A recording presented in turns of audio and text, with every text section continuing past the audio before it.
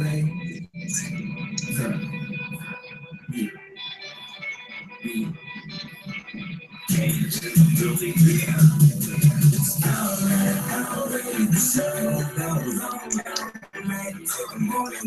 welcome back to another edition of the Always Pressing PGA DFS pod. You can find us on Twitter at Always Press DFS. The three amigos are back tonight. I'm Bubby. You can find me on Twitter at BDintric. You got Jesse at DFS Golf Gods. How we doing tonight? Doing well. Good. And our other big guy, Bucks. You can find him on Twitter at BP Snow 11. Bucks, how we doing? Doing great. Doing really well, man. Good to hear. Let's just get right at it. The PGA Championship, the fourth major, ended with a little more entertainment than I expected coming into this Sunday. We knew it'd be close, but some guys coming out of nowhere. Justin Thomas taking down his first major. Pretty good stuff there. That birdie putt was insane, letting the wind blow that bad boy in. But we'll start with you, Jesse. What were your overall thoughts on JT picking up his first major? I don't know. I'm a fan of Justin Thomas, so it was fun to watch as far as that goes. The overall tournament I thought was of the year. We kind of knew going into it that it was going to play tough, and it did play tough, unlike the U.S. Open, where we thought it was going to play tough, and it didn't play tough. So it's fun to watch these guys go out there and do a little bit of struggling and not be able to just do whatever they want, hit every shot that they want, and make every single putt that they hit. So overall, I was really, really, really pleased with the tournament and the way it turned out, and very happy for Justin Thomas. That was really fun to watch him pull that out. Yeah, Bucks, what were your thoughts on JT taking it down? I thought it was awesome. He, much like Jesse, I'm a big fan of Justin. A lot of those young guys, Justin, Ricky, Smiley, Jordan, it's fun to watch those guys. They have a good time on the golf course, and it was nice to kind of see him kind of get in the zone. And so he balled out on that back nine. Obviously, Matsuyama struggled a little bit, but it was awesome to see some of the shots he was hitting. Fearless with the driver, which was awesome. And then you guys know the stats for the week, but he was on fire with his putter. So it was really cool. Yeah, it was really awesome. We'll get into some stats here in a minute on how the pod did, but you mentioned those stats of his. And just real quick, overall on the season, people think JT's going bad. First in Eagles, first in top tens, first in driving. The list goes on and on. The guy has been outstanding. And he finally put it all together on a Sunday, which was great to see. And I know Bucks, you're on the same page Jesse and I are on. We've talked forever about the young studs in this thing, and so it's great to see a guy like Justin get his. And you get to see all the guys like Ricky, and they're all buddies, and the SPK crew. They all get to kind of live it together, and it's a lot of fun. And if you're on social media and you're not too old to enjoy it, the Snapchat of those boys is always great after a W. So really good stuff there. Jesse, what were some of the surprises and disappointments for you over the PGA? Lots of surprises, lots of disappointments. Number one surprise for me was Jordan Smith. I talked a little bit about him on the write-up, and then also I think I mentioned him on the pod last week. I can't remember. Anyway, he finished ninth. Our boy Louis Oosthuizen, of course, comes through with a top two. We're not talking about him. Molinari, another guy who we play quite often and completely faded, of course, this week. Top two. Delay, whatever you want to call him, with a great performance to top 10 as well. And then Stroud, too, I thought had one of the most amazing performances of the week, getting in basically in the last spot. And then he played terrible on Sunday, but still had a top 10, which is pretty amazing. And then disappointments, I'll just roll through them. For me, number one, Rory. Berger, probably number two. Xander, number three. And then Adam Scotty just didn't play very well at all week. He might have made the cut on the numbers. So what about you, Bucks? Yeah, I think the biggest surprise for me, and not because he's not a good player, just I didn't think his game suited the course, was a guy Jesse mentioned, Molinari. Not long off the tee, and honestly not a very good putter. And so I didn't think that was well, I know that's not a good combination for any golf course, but he was striping the driver, and he was making a lot of putts. So his putter definitely turned around, which is why he finished so high. But he was definitely one of the guys that I thought would make the cut, but middle around the 40th, 50th range, whatever. But he played really well, so hats off to him. Another guy that surprised, but he's in both my surprise and disappointment, is obviously Rory. I think he was by far the odds-on favorite. He was my number one play of the week. I really thought that he would have a solid chance to take it down this week, and I think he would have. He got himself into a couple bad spots, and then apparently he's nursing an injury now, and he might miss the entire playoffs. So either way, I mean, he still had a decent performance, but definitely not for a guy you paid up for. Yeah, I'll kick it off with disappointment, just like you said. Rory, I was all over him as well. Him and Adam Scott. Adam Scott, that was just unbelievable. I think the overall disappointment for me was when you're watching your DraftKings scores and these guys are, having a great start to their rounds, and then they hit the green mile and boom, just everything disappears. So that was outstanding stuff. But on the positives, yeah, JT was great. You guys mentioned most of them. If you just want to go like a little deeper, a guy like Kuchar, he's on the top 10 again. It's just keeps doing it. It's just insane. He did this one so quietly. No one even really noticed him. I just pulled up the final rankings, finished tied for ninth. That's just ridiculous. Yeah. It was good to see Jason Day kind of put together a whole tournament. Like maybe he is finding it again, because it's good to have him involved. And then, there's other ones also, but we could talk all day about that. Our boy Mike's Grayson Murray, he was contending till Sunday, so that's always fun too. Yeah. Last but not least, the big talk going into the week was the Quail renovations and everything to get ready for this. We'll kick it off with you, Bucks. What were your overall thoughts on the course this week? Yeah, I think it played exactly how we thought it was going to play. They obviously switched from a bent to Bermuda. They took out a ton of trees, so obviously looked different. The rough was thicker than normal. I mean, typically the score there is 13 under, something like that, and we kicked it off last week saying the winning score was going to be somewhere around 6 or something like that. So I think it played exactly how I imagined it was going to play, but it was obviously playing long. Rough was thick. But honestly, around the greens, I saw a ton of players, and this happens a lot with Bermuda, but a ton of players chunking chip shots and not really being able to gauge their distance control real well. But it was a beast. I mean, anytime that you have the major or the cut line being around +5, something like that, is just insane. And then obviously the majority of players hovering, at least in contention, could be even par.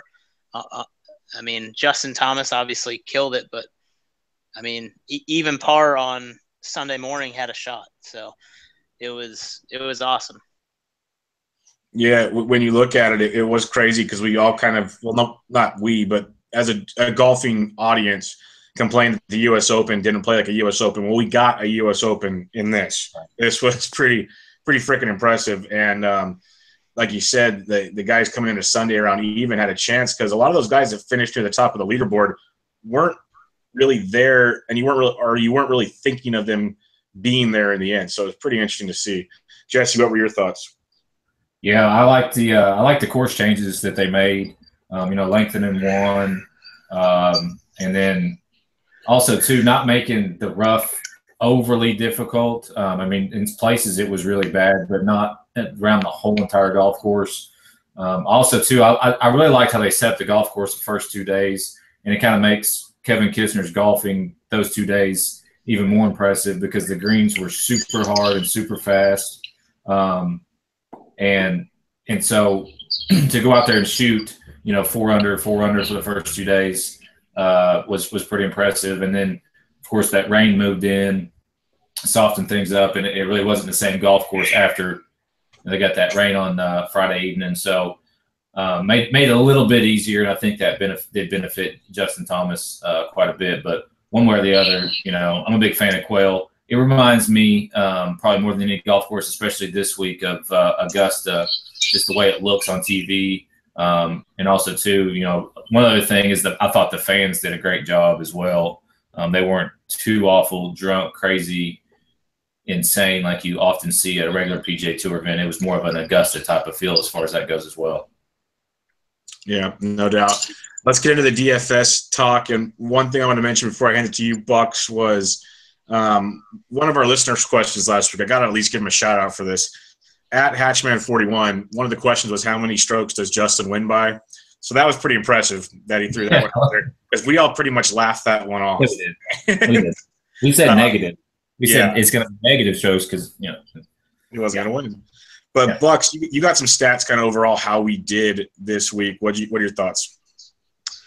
Yeah, I mean, overall, I don't think any of us lit the world on fire, but we made a lot of good calls. I know, in particular, myself, I think you did as well, Bubba. We called the miscut by Sergio, so the majority of us avoided him. Matsuyama is a guy that I wasn't on, not because I didn't think he would perform well, but because I didn't think he stood a chance of winning. And he was obviously in contention, but fell hard at the end of the golf tournament. Jesse called the Peters miscut, so that was huge. Obviously, he was a guy a lot of people were on.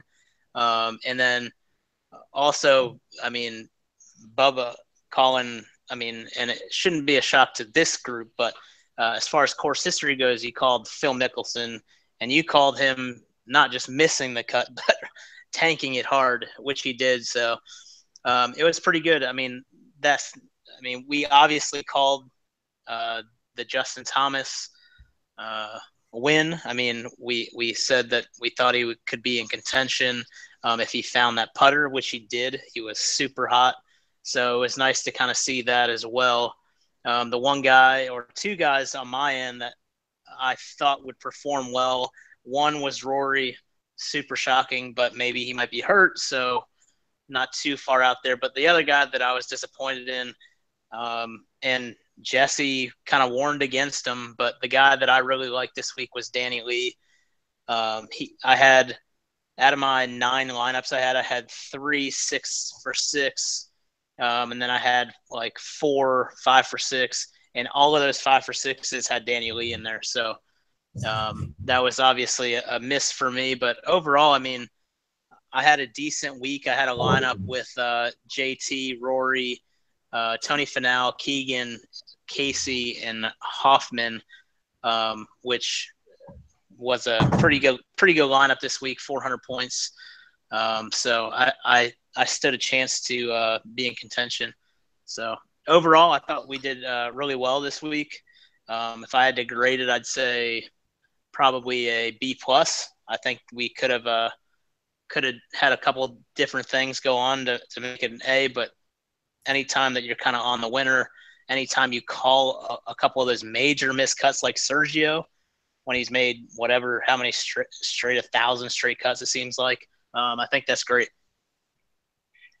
Yeah, and Captain Hindsight will always tell you that, come Saturday afternoon going into Sunday, you picked all these guys. Don't forget about it. Even if it was back in January or February, you knew this was going to happen. So, yeah, of course. we look pretty good in hindsight here.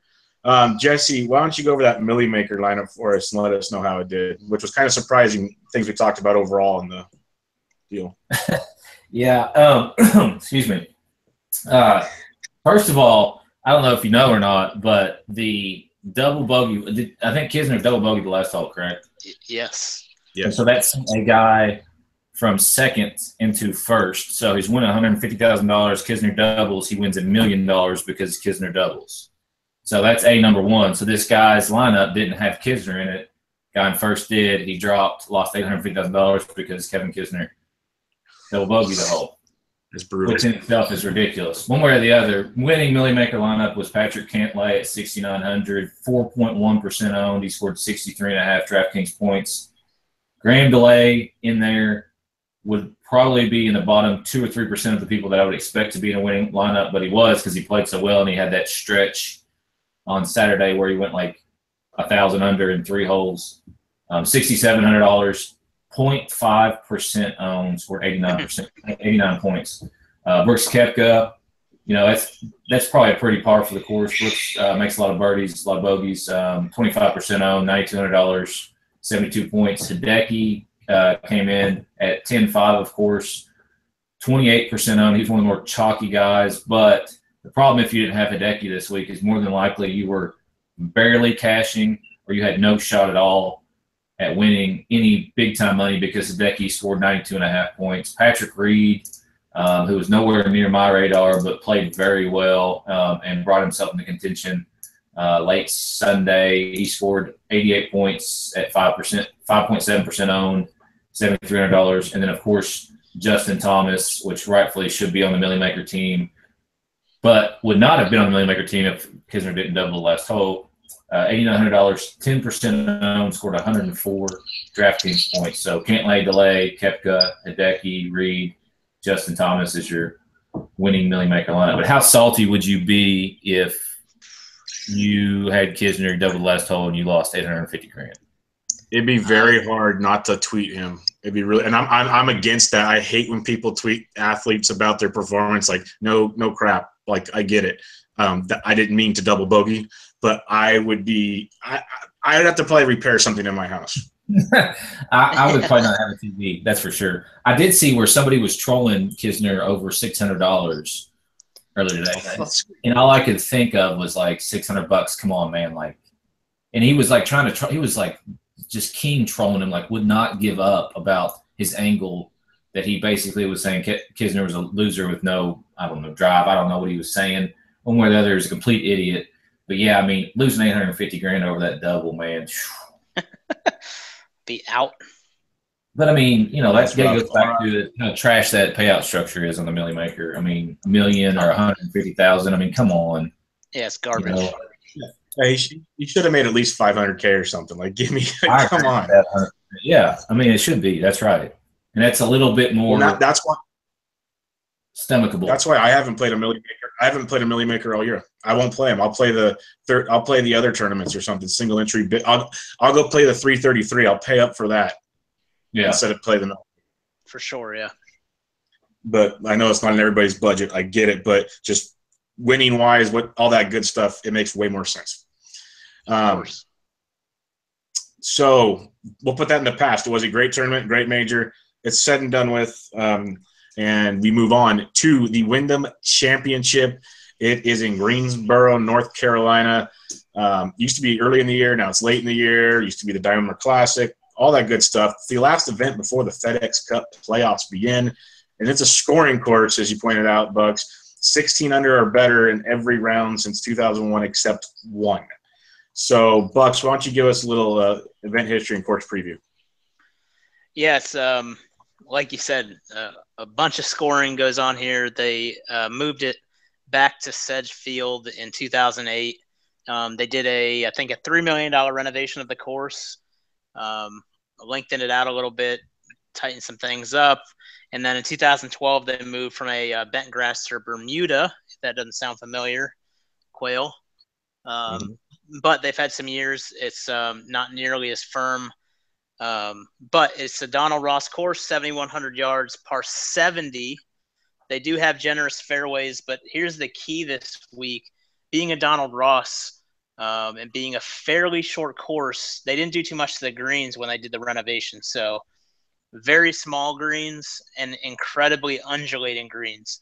And so this course, they, on average, I think the last 2 years, they've been averaging around 73% GIR, which is astronomically high. I mean, astronomically, which is even crazier considering how small the greens are. But with that being said, they're so small and so undulating that, I mean, the scores, even as low as they are, typically you hit that many greens, you're going to see some even lower numbers. So a lot of I think it's a really interesting course. They have 8 par 4s under 450 yards. So you can definitely get at it. The final 3 par 4s, though, for some reason, are all over 500 yards. I don't know if they're trying to mimic the Green Mile down the road, but the final 3 par 4s are the only par 4s over kind of that 460 mark, and they're all over 500. The par 3s are also interesting. You got 2 that are 170 yards, 175 yards, and then you have 2 that are over 225 yards. So it should be a really fun week.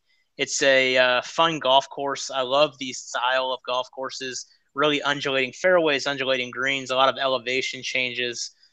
So even though it is 7,100 yards, you have some holes that play a lot longer, some holes that play a lot shorter.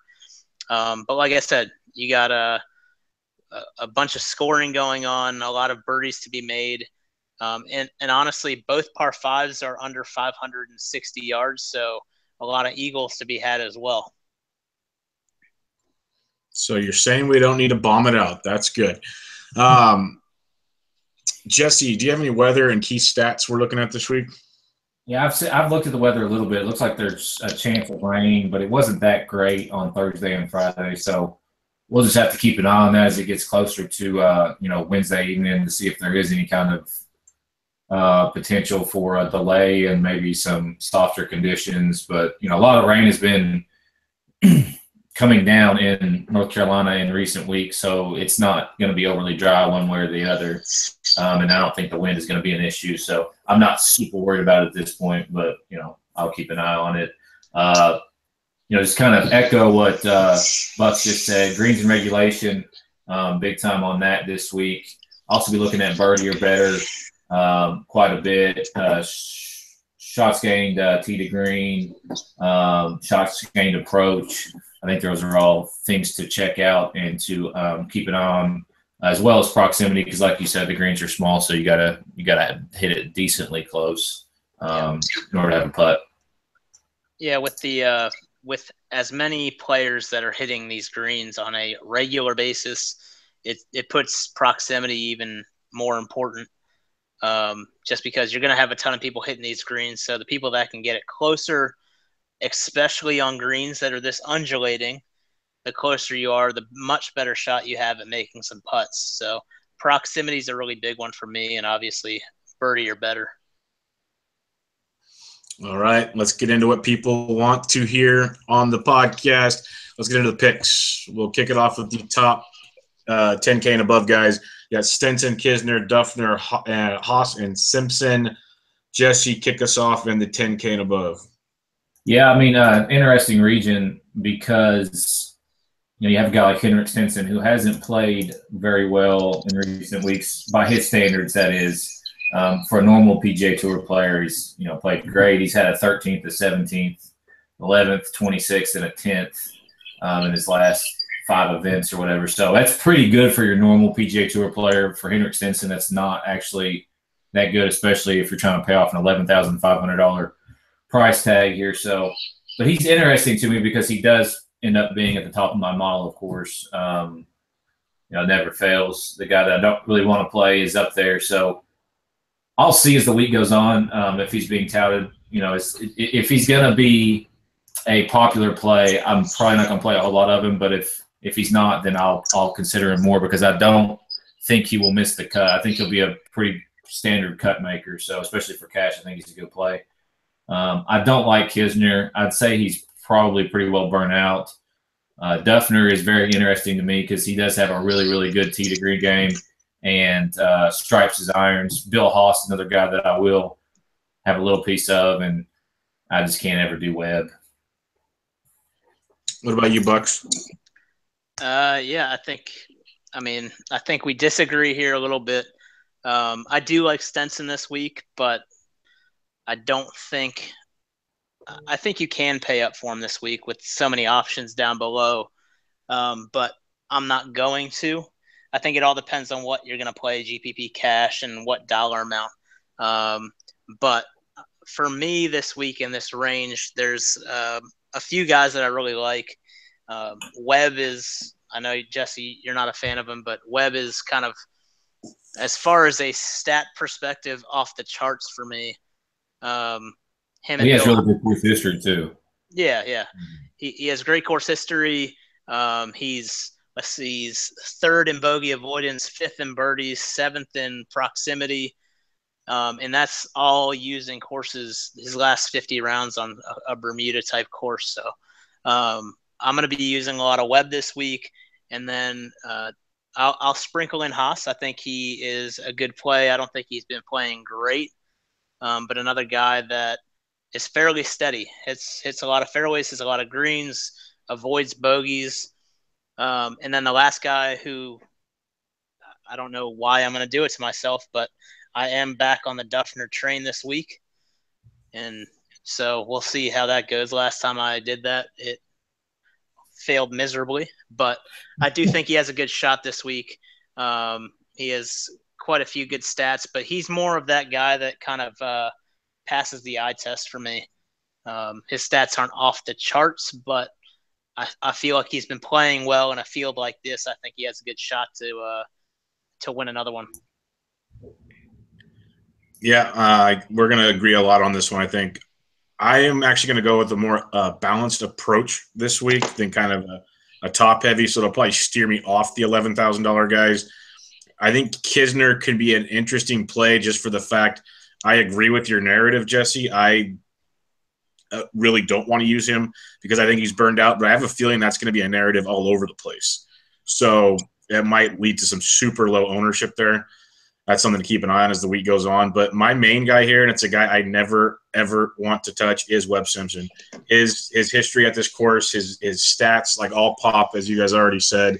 What I was looking at as you guys were talking, it's crazy how well he has been playing here. And even of late, he's been making cuts and finishing rather well. So recent form is just really good for Webb Simpson, which all that whole thing just hurt to say.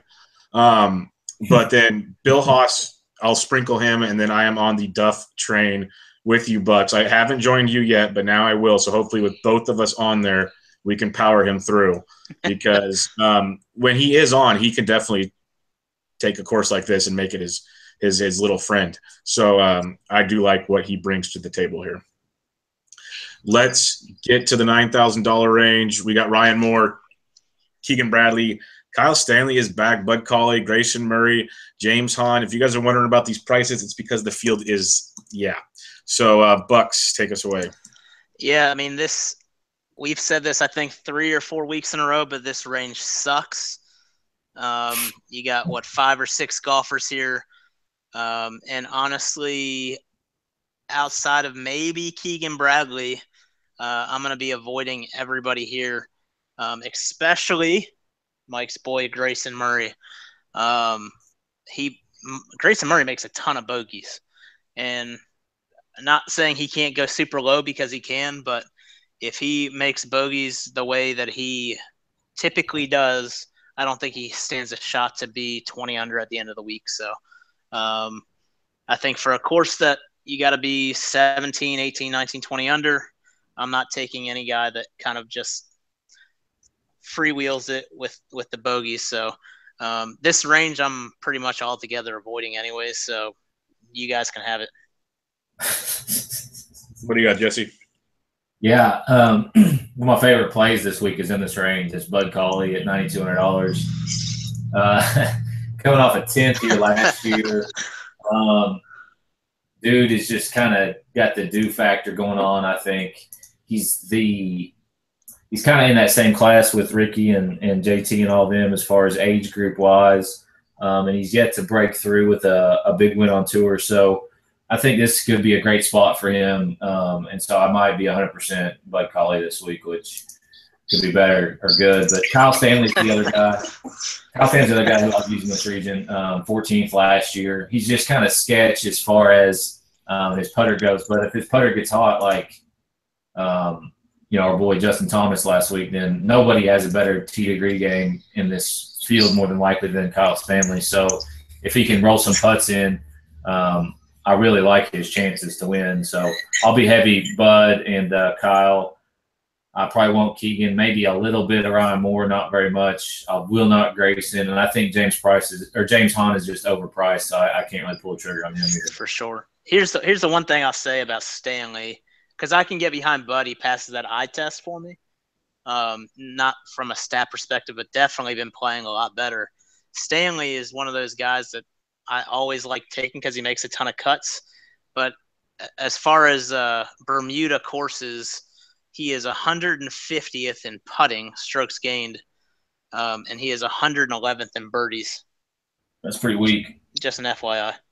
But I feel you. But you just like with these professionals, like literally, I understand most of them. If you're not very good on Bermuda, but they can turn it on at any time. So for sure, yeah. With tout percentage too. I like Bud Colley one way or the other. I'll be all over him. I don't care if he's the most highly touted golfer on FanShare, but I can see a Kyle Stanley fade because he is one of the more popular guys, generally speaking. And I also think, too, that going back to a more balanced lineup is going to be more successful this week. And I wish I would have done it last week. Yeah. And we'll kick it over to you with that being said there, Bubba. Yeah, and the reason why I wanted to bring up the balanced lineup is we talk in our little chats a lot, and that's been like the approach for the last month and a half. If we just would be balanced, we'd be making a lot of money. Yeah, it's just the way it's been going. And the Kyle Stanley thing, we were all over him for like a month or two. If you look at just recent form alone, his last 4 events, 2 missed cuts, 2 50s or below, at that price tag, you can't have that. You just can't. Right. So that's another reason why, even if he makes the cut, I just don't know where he's going to finish. I'll be on Keegan Bradley at 9,500. It's just consistently producing top finishes, at least majority of the time, at least making the cut at worst. And then I can get behind your Bud Colley stance, but the guy I like, which is funny, is I am all over James Hahn. He was a guy I was all over last week in the low range. I know he's priced up, but a lot of these guys we're going to look at are priced up today. Even the guys in the $8,000 will be priced up. I know it's not $9,000, but there's a lot of priced up guys. It's just the way the field works these days. But you look at James Hahn, we're talking top 20 finishes in 4 of his last 6 events. He's made the cut in all 6 of those events. He's striking it really, really well. He's scoring. He has a very good birdie or better percentage, which is the key stat I am focused on the most because we want scoring, obviously, on this course.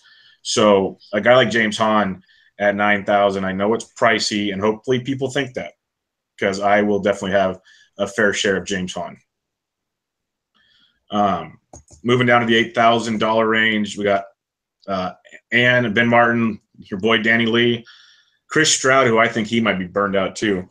Shane Lowry, got Glover, Streelman, Brown, Reevy, Saunders, Power, English. There's some good names in here. Jesse, kick us off. Yeah, I mean, with Chris Stroud, there's no way coming off that 4-day grind he just had. And he won the week before, so he was out in Nevada. Then he flew back to North Carolina. So at some point, some fatigue has to set in here, especially with the adrenaline I'm sure he had going on Sunday. I can only imagine being a last group on a Sunday in a major for the first time. I'm sure it was pretty adrenaline packed. So, yeah, I don't have any of him at all whatsoever. But other guys in this range that I will use, Lucas Glover, he's probably – especially in this $8,000 range or anything below $9,000, he's my second probably favorite play. Generally speaking, he makes the cut. He doesn't wow you with his play. He doesn't make but he's just consistent. So, it could be a good week for him. It may not, but I mean, he sits second in my model. So I'm sitting there going again, how do I fade the top 2 guys in my model? So, one there, but other guys in this region that I'll have some I've been on. He really surprised me last week. He played really, really well. Finished 28th. It could have been better with a better weekend. But he's not been playing as well as he did earlier on in the season, or at least a month or 2 ago, back in June, May-ish. He was playing better golf, but maybe he's turned it around, figured something out there. I think Streelman is interesting at $8,300. He has good course history. He's never missed a cut here in the four times he's been here. He hasn't been here since 2012, but has not missed a cut. And he's also got about 6 in a row on tour. And then Ches Reevy, he's missed 3 straight cuts at this tournament, which is kind of sketch, but he's been playing really solid golf for the last couple months on tour. So I'll have some Ches as well. What do you got, Bucks? Yeah, so I think this range is really nice. A lot of fair price golfers. I'm on a couple of the guys Jesse's on. Glover I really like this week. Again, just he's really good tee to green. Not great with the flat stick, but if he can get the ball fairly close to the hole, he's got a shot. And then I do like Benny on this week as well. The one other guy that I'll mention in this 8K range that I personally really like, he's been playing well and his stats are pretty good. He's 13th in bogey avoidance, 1st in birdies, 5th in shots gained tee to green, and he's in the top 75 in proximity, 125 to 150 is Harris English. So he's a guy that passes kind of the eye test for me. And then once I saw his stats, I'll probably have him in, 50% of my lineups or so this week. So at that price, the way he's playing, I really like it. Interesting. The guys I'm looking at, I'm all over Lucas Glover with you, Jesse. His approach to the green is one of the top, 52 on this list, 26 tee to green, 53 birdie or better for 8,400. I thought he was 83.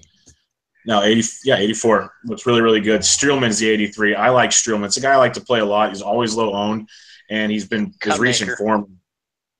Yeah, his recent form is very good. And the cut maker thing, that goes back to my balanced lineup approach. Just get through and then let the weekend determine it for you. You never know what the heck's going to happen out here. The Chesticle, I am going to be all over this guy. His recent form has been very, very impressive to me. He's that guy, like, if you remember him last year, he goes on those runs, and you want to ride him when he's on those runs because otherwise it's an implosion that you want to stay far, far away from. So while he's playing well, I'll be all over him. And the guy I thought you were talking about, he's 8,100. Or no, he's 8,000. But I am in love with I'm going to probably butcher this. I always do it wrong. Seamus Power. Seamus Power, yeah. This kid is bringing it. He's a scorer. Tee to green's good. His putting's actually not horrible, especially for this field because we don't have a lot of the big boys here. He's one of the better putters. If you look at his recent form, especially, I will mention one straight. That our boy Phil, who called JT last week, he is all over Seamus Power this week. So now I feel for what it's worth. That's what I'm talking about. So those are the guys I'm looking at. See, if last week I had like 30 names, I'm not going to have that many this week, so it'll help out a little bit. But Glover, Streelman, Reavy, and Power will be the 4 I'm going at. But this 8K range is very solid. You could make a really good core out of this 8 and then the 7K, which we'll get to coming up. 7K, you got Hadley, Campbell, Laird, your boy Tway, Jesse, Horschel, Streb, Knox, Ollie, Pan, Lahiri, Flores, and the list goes on and on. Bucks, who you got? Yeah, I love this range. I mean, this will be kind of my sweet spot. I'll probably have two guys in the 10K range, and then middle a bunch down here. So I'll name a few guys that I really like this week. I'm always on this guy, at least the last few weeks it seems like, and he's been playing great. That's Sabatini. He's second in birdies made. He does make a ton of bogeys, but if he can kind of keep it in play and avoid that this week, I think he's got a really good shot at winning. That's right, winning. So I really like him this week. Another guy that I love, he's been playing really well too. If you look at what he's been doing, is Blaine Barber. He is 15th in birdies, and then he's in the top 50 or so in every other key stat that I'm looking at. So Blaine Barber, Sabatini, those are two that I really like. And then another guy that I like typically, he just scares me for some reason. It's like one of those gut calls, but the old Dirt McGirt, he is number 1 in proximity, 125 to 150, and then he's in the top 30 in every other key stat that I'm looking at. So I don't know if I'm going to pull the trigger on him in more than maybe one lineup, but he looks good. And then my last guy, and this is a guy I think will be super low owned, but I like him this week. I think it's more he fits this type of course. He's been playing terrible, but Luke Donald, he is second in bogey avoidance, second in proximity, third in putting, and then top 50 in tee to green and birdies. So I'm going to have a few lineups with Luke Donald in there at 7,000. And he's a guy that's been in contention a bunch in his life. And so he just needs to be comfortable 1 week to really make a run at it. I can dig that. What do you got, Jesse? Yeah, I'll piggyback on a couple of those. I do like Luke Donald as well. He's finished second here last year and 26th the year before. I'm usually not a Luke Donald guy just because he's so sketch, and his recent form is very sketch, but he could be one of those guys who at $7,000, because of his recent form, gets overlooked. And he tends to perform at certain golf courses. He just loves certain golf courses, and he just does well at them. So there's a good chance you could see him less than 5% owned in the GPP. So potentially could be a high upside GPP play there at 7,000. The McGirt call, I'll just say that's very edgy. So I don't really know about that, but it's right there out on the fringes. We'll see. He's sketch as well, but one way or the other. So guys, I'm on this week. Just kind of going down. I think Chad Campbell's interesting at $7,900. He's got okay course history. He did finish fourth here in 2012, but coming off the 32nd Canadian, 12th at the John Deere Classic, and 9th at the Greenbrier. So decent recent form as well, and for $7,900, not bad. One guy who was mentioned in a tweet to us is Chesson Hadley, and he's interesting because he will at $7,900. He should be less than 1% owned. Like, you should not own Chesson Hadley at $7,900, which makes him an interesting GPP play because he did have a 25th at John Deere, and he has some okay finishes. He's been playing mostly on the web.com tour. So he's a local guy, though. His chances, the user question or the tweet that we got was chances to top 10, and I'll say less than 1%, exactly what he should be owned, less than 1% chance to top 10. But it's there, so if you wanted to use $7,900 on him, for a low-owned, super low-owned GPP play, it'd be him.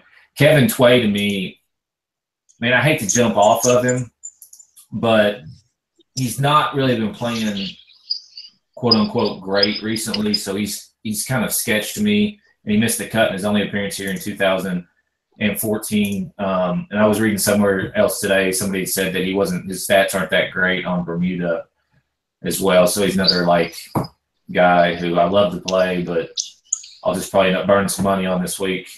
Robert Streb is one of my favorite plays this week. He surprised me last week with a 22nd at the PGA Championship. And so I'll have quite a bit of Streb at $7,700. I think that's a super low price there on him. And then another guy that I was looking at earlier is Graham McDowell. He finished fifth here last year in his only appearance. And it's another guy coming off a bunch of missed cuts, so could be low owned. Another guy who just kind of plays well at certain golf courses, so this could be one for him. So I'll be checking him out as well. And then there's a bunch in this region. I'll talk some more about it in a write-up tomorrow. Brandon Hagee is one more. I'll just throw that name out there. I think he's got some high upside at $7,400. Bubba? All right, you guys covered pretty much everyone. No, just kidding. It is a loaded area. You guys were both right on this one. You could definitely put three guys here, grab an 8 and a 10, and figure out what you have left if you really wanted to. Chad Campbell, that's a guy I was on a couple weeks ago, and I really like his recent form. He's not the big scorer, but his tee to green and his what the fuck am I thinking about? I'm just stuttering the moron. And his approach is very, very solid right now for that price range. A guy that is interesting, and I know I'm a blabbering fool at times, but I've always said I'm a recent form guy. If you look at Martin Flores at $7,600, no one's going to know who this guy is, but he's got a T11, T19, T18 his last three events, and then even a T64, T50, T55. He's made 6 straight cuts, and his last 3 are top 20s. That is a GPP play to me that I think could be really, really interesting for him. And then, Hagee I like, Barber I like. You guys talked about them. A guy I'm on a lot, but he's been really inconsistent right now, so I'm not sure if I will be, is Nick Watney, because he does have that ability to go low from time to time and contend in the end. But the only other guys I'll mention here that you didn't mention is Daniel Summerhays. I really, really like what he can bring to this tournament. And our boy, Ricky Barnes, everyone laughs every time I pick him, and all he does is make cuts right now. So Ricky Barnes will be on my list. So mainly Campbell, Flores, Hagee, Barber, Summerhays, and Barnes for me. Summerhays I like. Yeah, that's a guy I play a lot. Him and Streelman. That's why I was surprised Streelman and his prices were so different, because usually on a regular field, they're right next to each other, and you could punt with both of them and load up, and they perform. I am not going to read the long list of 6K guys, so Bucks, take us away. Yeah, I don't think you need to read the list, because honestly, you shouldn't really venture down this far. Honestly, there's not too many options down here that I would bother playing with. When you have so many guys at the lower end of the 7K range that are nice.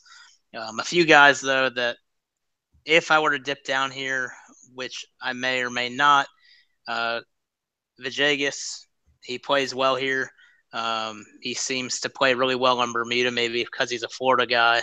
But he's top 10 in birdies, top 10 in par 5 scoring, and he's in the top 20 or top 25 in tee to green and putting on Bermuda. So stats fit the model. He's a risky play in my opinion, but I mean, for 6,900 in a field like this, why not? And then the only other guy down here that I thought was interesting, because he does show up in certain tournaments, certain events, and his stats are pretty good, is KJ Choi. I think he has a really solid shot at making the cut. He avoids bogeys, makes some birdies. His proximity is really good. So, again, I'm not personally dipping down here, but if you were to really play a stars and scrubs this week, two guys I would take a peek at are Villegas and KJ Choi. What about you, Jesse? Yeah, I really am not a fan of this region at all whatsoever. I'll have some Trey Mullinax because I just can't quit him. So, I mean, he burnt me at the Canadian Open pretty bad, but I'll probably go back this week just in case he catches hot fire. Another guy who's interesting down here, and I was looking at this earlier, and another less than 1%, or at least he should be less than 1% he plays, is Brett Stegmeyer. A couple missed cuts in a row after making 3 straight cuts, but he did finish 5th here last year. So it makes him interesting to me because I do believe a lot of times that there's an angle to guys like certain golf courses, like, you know, Ricky and Rory used to like Quill Hollow before they changed it, that kind of thing. They were talking about that last week, you know, just something that fits the eye, and that happens with some of these guys. So I'll take a chance with a guy who finished 5th last week. Not very much. I mean, on the very outskirts of some GPP lineups, but just to free up some space. But I'm with you guys on not getting really down in here. I'm really going to concentrate on going back to more balanced lineup and getting back to the whole 6 out of 6. Because the last few weeks have been rough, where I've been trying to hit the winner with some of these big names, and it just hasn't worked out. I have 4 names if you feel like punting stuff, but I'd rather not use them, and I'm just going to name them and not go deep. I'm on Mullinax with you just because I'm with you. I can't quit him. But guys have been playing well of late and can score. Guys like Ben Crane, the always tilting JT Poston, and the one that a little birdie has talked about, Tag Writings, has been playing really, really well of late, and he's got a birdie or better, and he's ranked 35th in this. So that is intriguing at that angle, but I hope you don't need to use these guys, but those are guys I would definitely be looking at if you choose to do so. All right. What is your top punt play, Jesse? It can be in the 7Ks for all we care, since we know you don't like to go below 7 usually.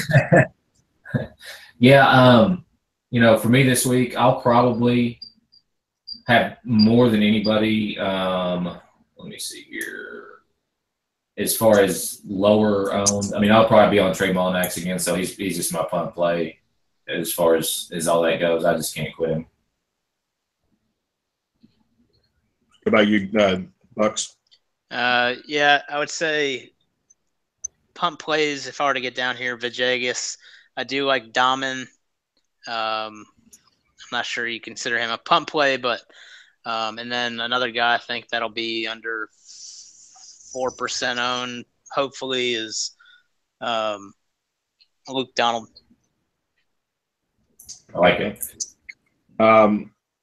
If we're not going below 7, my top punt would probably be Summerhays. That's who I'll be looking at if we're not going below 7. If we're going below 7, I'm really looking in. I'm going to look more into it, but Tag has me very intrigued on this one. Let's look at your top bust play, which, yes, who's busting for you, Bucks? Oh, this is tough, man. I think at this event, with the quality of field, I think the majority of those top-owned guys have a really good chance to make the cut and do something. But if I were to pick 2 guys that I just, for some reason, cannot get behind this week, I would pick Stanley, Bud Colley, and then Ryan Moore. Just those 3 guys I can't get behind. I'm sorry. Oh, one of Jesse's boys. Jesse, who do you got? What a shot. And just kicked me right in the man. I think Webb is the bust of the week. And then also go, man. God. I also got Kisner. I mean, because Kisner at that price, he's got to probably top 10. I can see him making the cut, but it's hard for me to see him really competing for another 4 straight days. So Kisner probably number 1, and then Webb. I think Webb will be over-owned too. So that's me. Yeah, I hope you're wrong, but you're probably right. One of them I'm going to go on a big limb for, just because with the quality of this field, we've seen how he loses focus sometimes. I think Henrik Stenson could be really interesting because you have to pay a high price tag. I don't think he meets that at all, and he might even miss the cut. Like, I just have a weird feeling about Henrik this week. Stanley, I agree with, and then the other one I go with is Chris Stroud. I think he is just shot right now. Yeah. And that's one to stay away from. People don't look at that's one recent form. Stay away from, please. With that being said, gentlemen, start with you, Jesse. What are your core players this week? Bud Colley, Streb. It'll be kind of tough, but I do like Chez Reavie quite a bit too. So I'll probably be, as far as like the core of those 3, and then throw in some of these other guys around them. What about you, Bucks? Outside of Webb, my core is going to definitely consist of Sabatini and Duffner, and then likely Luke Donald as well. Nice. My core is going to be James Hahn, Streelman, and Reavie. Then I'll sprinkle my other guys around that, like Power and then the 7K guys. But that's where I'll be going. I think that'll help me stay really balanced in that area. Bucks pick to win. Outside of the top tier guys, I would say Sabatini. I like the balls on that. Jesse. Bud Colley. He's my dude. Like I said, I'll be 100% on him, so he probably misses the cut. But he wins. I hope you are right, my friend. Yeah, he might miss the cut. Positive thoughts on the Always Pressing pod. I'm going to go with James Hahn. That's who I'm going with. Not great history at this course. He hasn't played it that much either. But I'm going James Hahn. I really like what I've seen there. If you want a down below pick, give me Summerhays. I really like what he's got going on. Last but not least, Jesse, did we have any listener questions? You mentioned we had a few. I think one there, and I'll let you guys chime in on it if you want to. Is the Chesson Hadley chances to win or top 10? I got nothing on this one. That kid is something else. He's literally all or nothing. He's the definition of all or nothing. Yeah. Bucks, what are your thoughts on him? Yeah, I mean, I'm personally not on him, and I'm looking at him in my model, which is all based on Bermuda, but he's 150th in bogey avoidance, 150th in par 5 scoring, 100th in tee to green, and 100th in putting.